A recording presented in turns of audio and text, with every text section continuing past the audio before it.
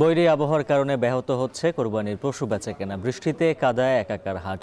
বিস্তারিত জানাতে গাবতলী থেকে যুক্ত আছেন সহকর্মী মিয়া আমিরুল। আমিরুল জানাবেন, বৈরী আবহাওয়ার কারণে পশু বেচাকেনায় ও দরদামে কোনো প্রভাব পড়েছে কিনা, আর ক্রেতা সমাগম কেমন দেখছেন? উজ্জ্বল, কিছুক্ষণ আগেই বৃষ্টি হয়েছে। বৃষ্টির পর আমরা দেখতে পাচ্ছি যে ক্রেতা সমাগম কিছুটা বেড়েছে, তবে এখানে মিশ্র প্রতিক্রিয়া রয়েছে দাম নিয়ে। কিছু কিছু ক্ষেত্রে আমরা দেখেছি বড় গরুর ক্ষেত্রে বিশেষ করে দাম এখানে কিছুটা কম রয়েছে, তবে দেশি যে গরুগুলো রয়েছে ছোট আকারের, সেই গরুর দাম কিন্তু এখন পর্যন্ত আগের অবস্থায় রয়েছে। আমরা এখানে বেশ কয়েকজন ব্যবসায়ীর সাথে কথা বলছিলাম, তারা আমাদেরকে যে বিষয়টি জানিয়েছেন যে এখানে বিশেষ করে যারা দূর দূরান্ত থেকে এসেছেন তারা দাম ছেড়ে দিচ্ছেন, যেহেতু একদিন সময় রয়েছে কোরবানির। এর পাশাপাশি আমরা দেখেছি যে যারা এখানে স্থায়ীভাবে ব্যবসা করে থাকেন তাদের পক্ষ থেকে যেটি বলা হচ্ছে যে গরুর দরদাম যত যাই হোক, তারা যদি তাদের যে প্রাপ্য মূল্য সেটা যদি তারা না পান, সেক্ষেত্রে তারা কিন্তু গরু বিক্রি করবেন না। আমরা কিন্তু সেই অবস্থা দেখতে পাচ্ছি। তবে কিছুক্ষণ আগে যেহেতু বৃষ্টি হয়েছে, আমরা দেখেছি যে হাটের মধ্যে একদম কাদা ভরে গেছে, এবং এর পাশাপাশি আমরা দেখেছিলাম যে মানুষজন কিছুটা ভোগান্তিতে পড়েছে। তবে বেচা বিক্রি যেহেতু একদিন বাকি রয়েছে, বেচা বিক্রি মোটামুটি পর্যায়ে বলা চলো। তবে আমরা দেখেছিলাম সকালের ভাগে ক্রেতা সমাগম কিছুটা বেশি ছিল।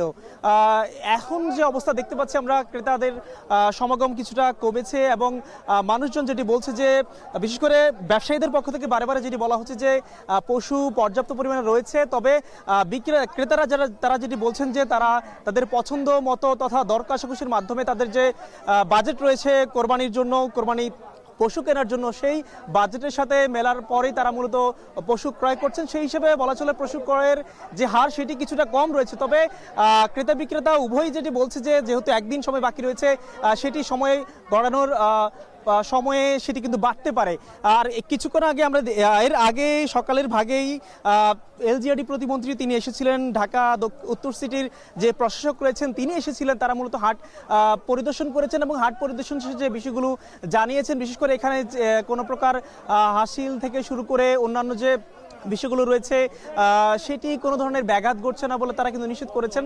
এবং সেই সাথে এখানে আমরা দেখেছি হাট ঘিরে যে ছোট বড় যে চাঁদাবাজির মতো বেশ কিছু ঘটনা ঘটছিল।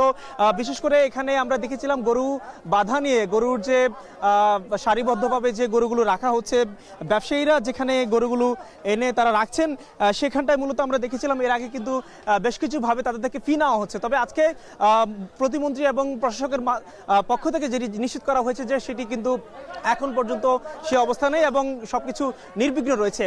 এখন সার্বিকভাবে বলা চলে পশুর হাটে বেচা বিক্রি কিছু কিছু বাড়ছে, তবে সময় গড়ানোর পাশাপাশি হয়তো বা এটি আরো বাড়বে। উজ্জ্বল, এবারে রাজধানীর বাইরের পশুর হাটের খবর জানাবো। ক্রেতা বিক্রেতায় জমে উঠেছে রাজশাহীর সবচেয়ে বড় পশুর বাজার সিটি হাট। সকাল থেকে ছোট আর মাঝারি আকারের গরুর আমদানি বেড়েছে হাটে। দর কষাকষি করে কিনছেন ক্রেতারা। এদিকে চট্টগ্রামের পশুর হাটগুলোতে প্রতিবন্ধকতা তৈরি করেছে বৃষ্টি। সকাল থেকে টানা বৃষ্টিতে ভোগান্তিতে পড়েন ক্রেতা বিক্রেতারা। বিস্তারিত জানাতে রাজশাহীর সিটি হাট থেকে যুক্ত আছেন সহকর্মী রাকিবুল হাসান, এবং চট্টগ্রামের বিবিরহাট পশুর হাট থেকে যুক্ত আছেন কাজী মাহফুজ। শুরুতেই যাচ্ছি রাকিবের কাছে। রাকিব, হাটে বেচা বিক্রি কেমন জমে উঠেছে জানাবেন?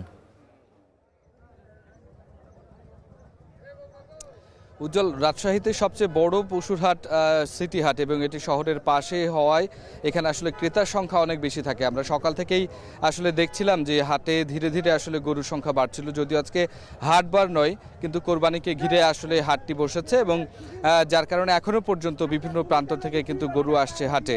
এবং শুরুর দিকে যেমন ছোট এবং মাঝারি আকারের গরুগুলো দেখছিলাম, এখন কিন্তু বড় গরুর যেই জায়গাগুলো রয়েছে সেগুলোও কিন্তু আসলে পরিপূর্ণ হতে শুরু করেছে। এবং যে নগরের ক্রেতারা আছেন তারা মূলত গরু দেখতে আসছেন এবং গরু পছন্দ করে কিনছেনও।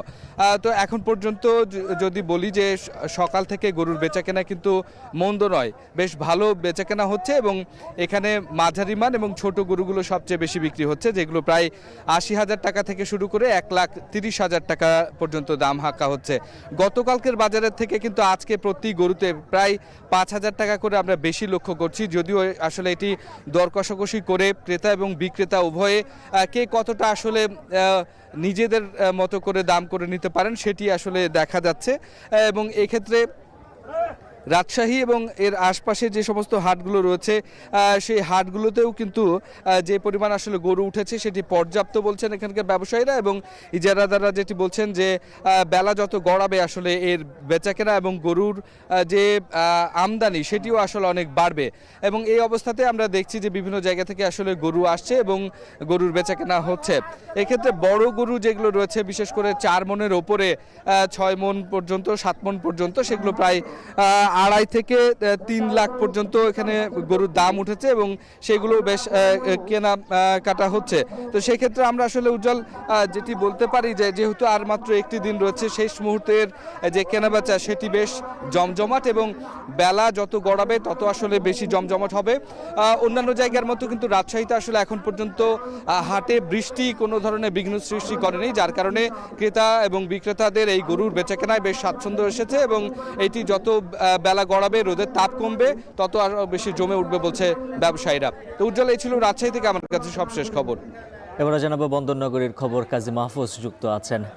মাহফুজ, জানাবেন বৃষ্টিতে পশুর দাম কমলো কিনা, ক্রেতা বিক্রেতারা কি বলছেন?